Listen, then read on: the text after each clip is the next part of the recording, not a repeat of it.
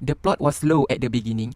Climax started to create curiosity and suspense as the cement underwater started to crack and stone stuck in the keel line and drill line A, little scared, startled and sad for the end. What? The problem is BP management. As managers, they have responsibility to ensure the company is running at minimal cost and maximum profit. The managers usually work under specific time constraints and budgeted expenses to achieve their target performance. When they reach the target, they can get bonuses or incentive or be promoted to higher level position. The self-interest may motivate managers to opt for the less costly design at the expense of the safety issue. What? The problem is Halliburton. Halliburton tends to follow BP instructions for the oil well design to ensure the customer, which is BP, is satisfied, although Halliburton knew that the failure probability was very high. If Halliburton insists on BP to use the better oil well design, BP might disagree with Halliburton and find another oil rig operator. Halliburton might then lose its valuable customer, its reputation on customer satisfactory would be damaged, and Halliburton may lose possible future contracts with other customers.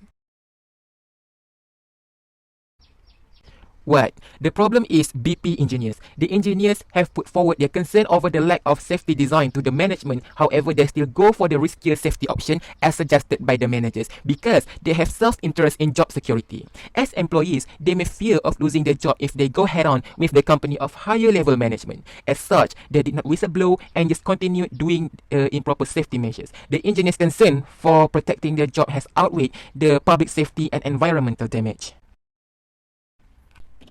Peter Berg's film rightly shines a light on the brave men and women who works on and service the nation's offshore drilling rigs. In exchange for the risk they take to provide us all with affordable domestic energy, they deserve to work in jobs that are as safe as we can possibly make them. The movie taught us to be more professional and stick to the teamwork. The team should step aside any personal feelings and problems while working moreover in a risky environment. Therefore, I am agree.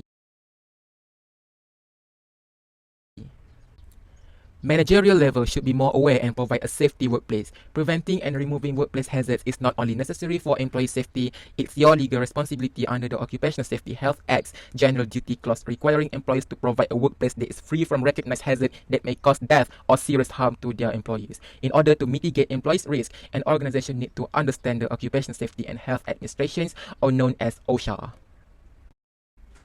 There are 5 hazards and steps to take in OSHA.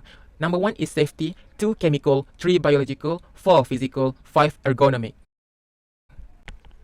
Communication does serve certain major functions within an organization, namely those of control, motivation, emotional expression, and providing information. The function of control is fulfilled in both a formal and an informal way.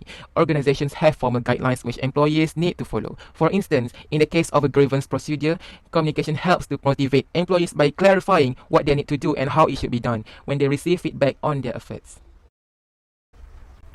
It serves as a motivating mechanism. Sometimes communication is aimed at emotional expression by venting feelings of frustration or satisfaction. Communication facilitates decision making because it provides the necessary information which is needed by the decision maker. By providing information, communication serves the purpose of achieving coordinated action between different parts of an organization.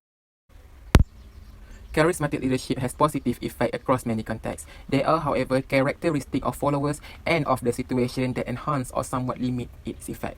One factor that enhances charismatic leadership is trust. People are especially receptive to charismatic leadership when they sense a crisis, when they are under stress, or when they are fear for their life. We may be more receptive to charismatic leadership under crisis because we think bold leadership is needed. Some of it, however, may be more primal. When people are psychologically aroused, even in laboratory studies, they are more likely to respond to charismatic leaders. This might explain why, when charismatic leaders surface, it's likely to be in politics or religion, during wartime, or when a business is in its infancy or facing a life-threatening crisis. Charismatic leaders are able to reduce stress for their followers, perhaps because they help make work seem more meaningful and interesting. Some personalities are especially susceptible to charismatic leadership. For instance, an individual who lacks self-esteem and questions his self-worth is more likely to absorb a leader's direction rather than establish his own way of leading or thinking. For these people, the situation way matter much less than the charismatic qualities of the leader.